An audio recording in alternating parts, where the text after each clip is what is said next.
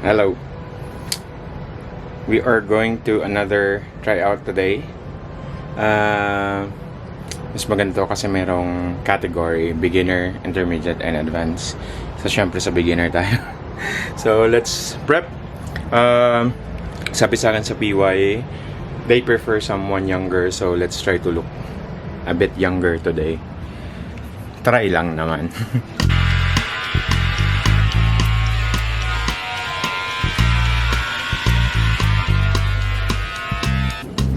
Mukha na bang bata? Ready tayo kasi malilate na ako. We made it. I'm just 2 minutes late. Parang wala namang nagpa. Bumata ba?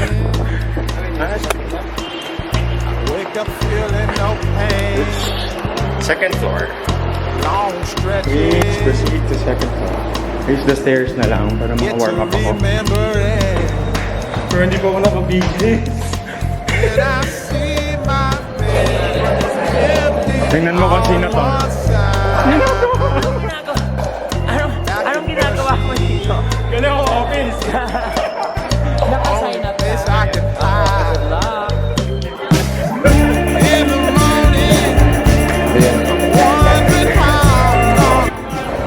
Bilis muna tayo. First things first.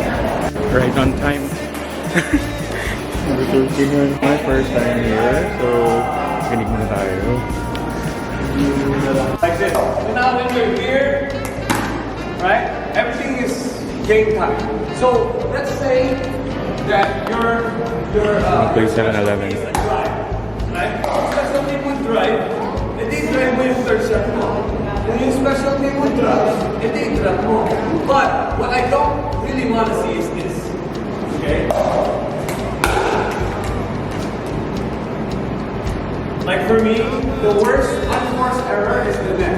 I would rather see this.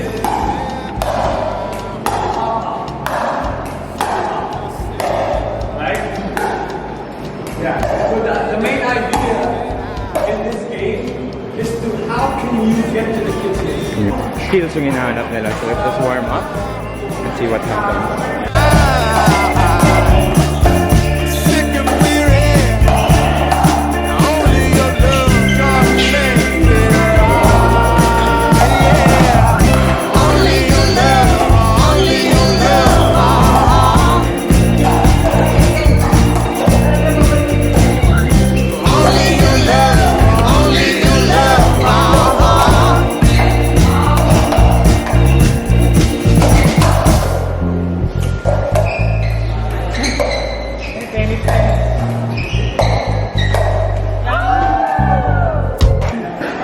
Just like I told everybody before, just from the eye test, I already know and I have an idea of who I'm going to be choosing. But I'm really, really happy and proud of everybody that came here and did their best. And I'm happy to tell you guys that all of your attitudes pass. All of you guys are amazing athletes and amazing people.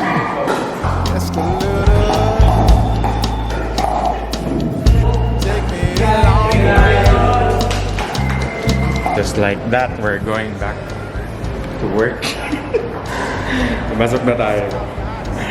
Nasingit ba natin yung tryout? It was fun.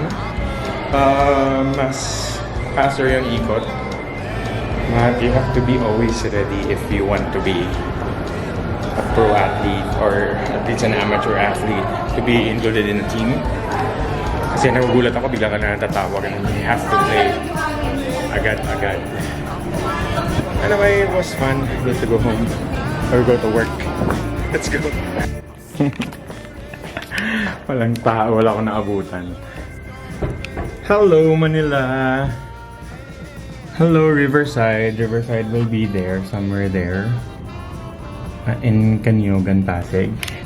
So, excited na ako magbukas yung Riverside para anytime we can drill, we can play.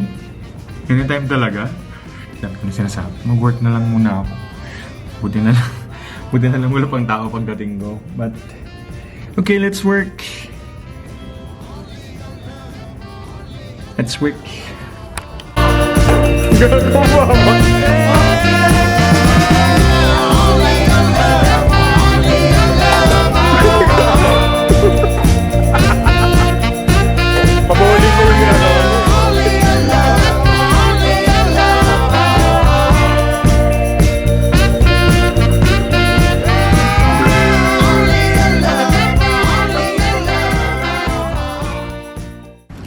Hello! Good morning! Sobrang nakakatawa yung experience yesterday. I think I am a part-time pickleball player. Part-time pa lang kasi of course I cannot let go of my job since medyo magastos nga tong pinili nating hobby. Lifestyle actually. It's not just a hobby anymore. But I don't know, I'm still very happy with what I do sa pickleball. So hopefully I'll have a team that I can practice with. I can look forward to schedule games and leagues, something like that. Now, part of that, since yan nga, mahirap nga pumasok sa team kasi ang dami ding magagaling talaga na naglalaro, and their priorities as well are mga bata kasi maybe in our age or our age bracket sometimes get or are more prone to injuries or endurance maybe ang hinahanap nila, but I know that I can still manage. Hopefully kaya ko pang makipagsabayan, but other than that, meron tayong na-receive na package. Ito yung aming venture for the next coming months. So excited na ako. Oh, it's nice. So these are visors for Riverside. We are actually sourcing out our merch for the court. So for those of you who are new to this channel, we are actually building a court in Pasig, Kaniugan, Pasig. Never pa ako nag-visor. Pero ito yung magiging itsura niya. Pwede pala ako mag-visor. Pwede pala mag-visor ang mga kalbo kahit walang buhok.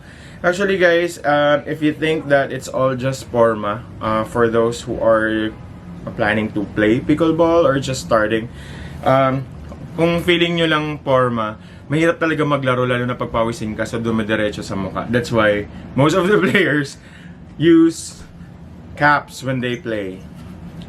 Pero ito, request actually to ng mga girls kasi most of the time, puro na lang caps yung available and they want to wear as well kung kaano nila matago yung buhok nila. So yun, natago ko naman yung buhok ko. Wow, it's cute! Tatawa yung anak ko kasi wala daw akong buhok. Malamang kalbo nga. Paano ba maging kalbo kung may buhok? And magre-ready lang ako. I'll go to work kasi nga part-time pickleball player pa lang tayo ngayon. Keyword there's pa lang. Maybe soon will be full-time na pag-open na yung court or pag nakahanap tayo ng team. So, we don't know. And we'll be playing later. Sasama natin kayo. This is all about pickleball. Tara na, bago ako malate, papasok ko ng maaga para makauwi ako ng maaga at umabot ako sa open play ng 11 p.m. 11 p.m. to 2 a.m. Alright, thank you. Kita-kits sa court. We're here. First time namin dito. Marami kaming pickleball courts na pinupuntahan. Lalo na pag hindi pa namin nalaroan. It's one of our way na maganda yung magawa nating court. So we'll learn from each and every court kung paano natin mapapagalaw yung ating soon to be pickleball court. Lapit na to sa office, so galing pa actually ako ang office. Diretso tayo dito.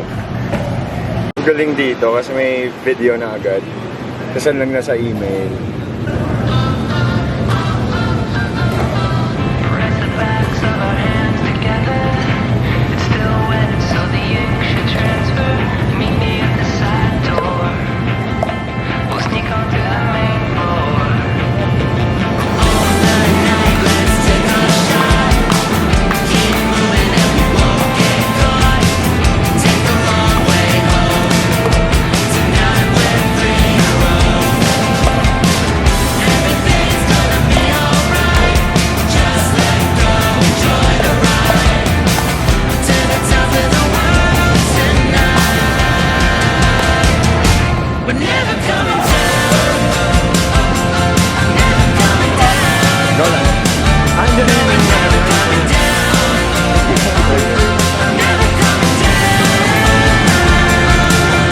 mag-pickleball na kayo kasi marami kayo magiging friends. Ha?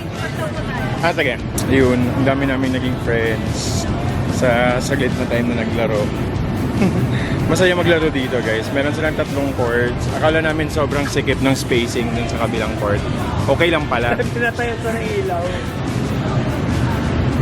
It's powered by Activate 1. Activate 1? Grabe naman. Maganda dito merong camera. Yeah. Meron din silang camera na pinakita ko kanina. Ayun. And then hopefully soon, mabukas sana din natin yung Riverside. Sana ganito din kaganda. Yung surface namin, saka yung court namin. Marami kaming natututunan every time nag-visit kami ng court. Nag-aakot kami ng players. Alright, time to go. Let's go home. Kasi may pickleball pa bukas. Everyday na lang.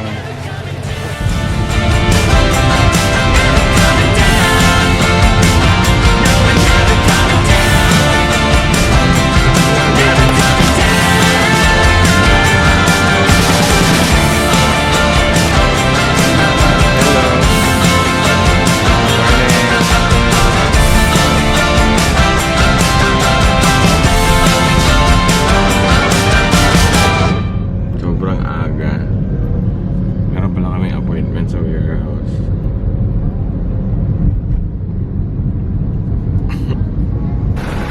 First time namin pumasok dito na umuulan. Welcome to Riverside. Ito magiging pickleball court.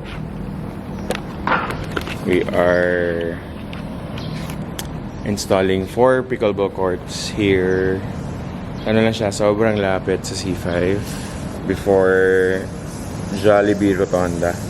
May muta pa ata ako. Sobrang aga talaga sa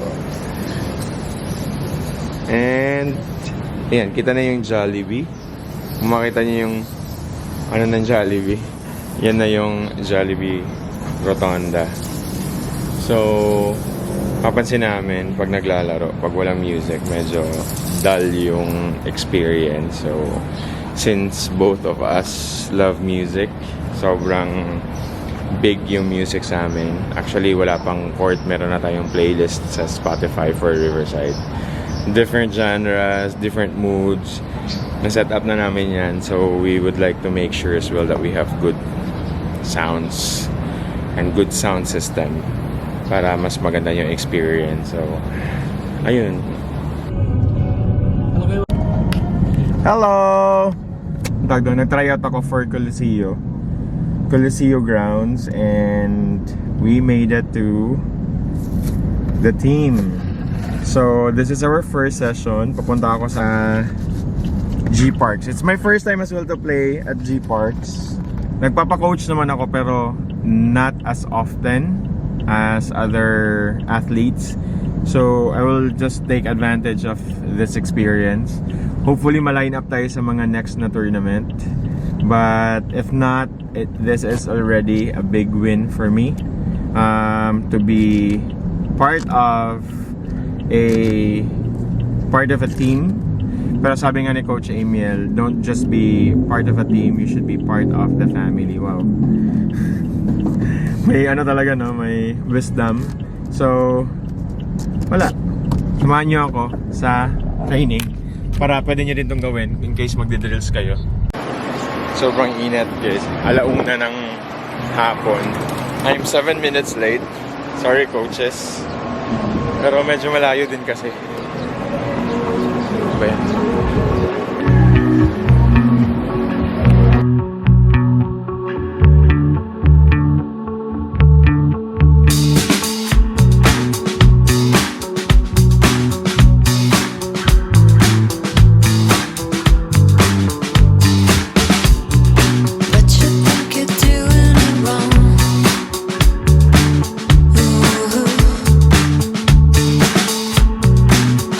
Pressure on the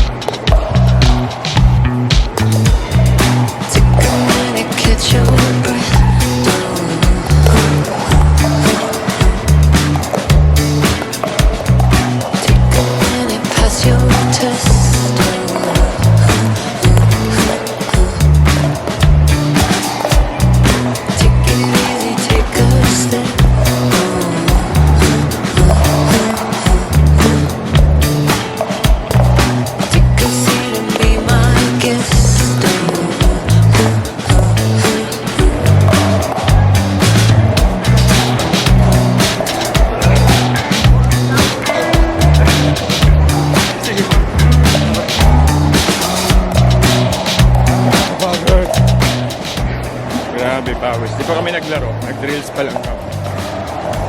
Ah.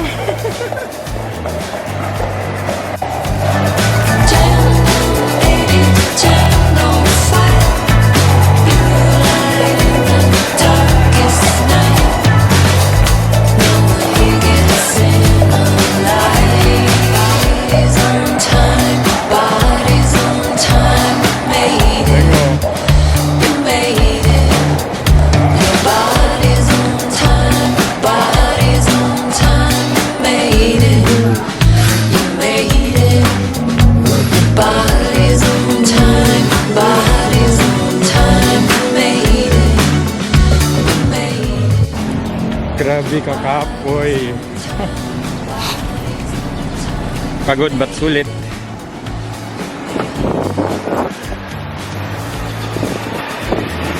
Oh, first time kong umayaw sa OP. Alam mo din, kalagitaan ng laro, sumakit yung dito ko. Akala ko, yun ba yung heart attack? Ano lang yan ba ng hangin?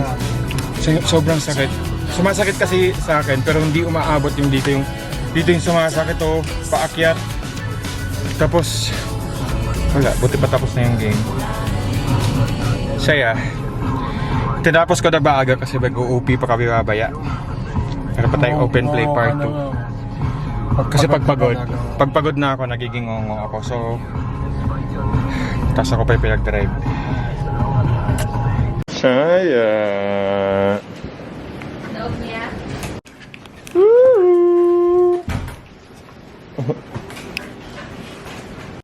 Round 2, same day. So, napunta kaming Pickle din.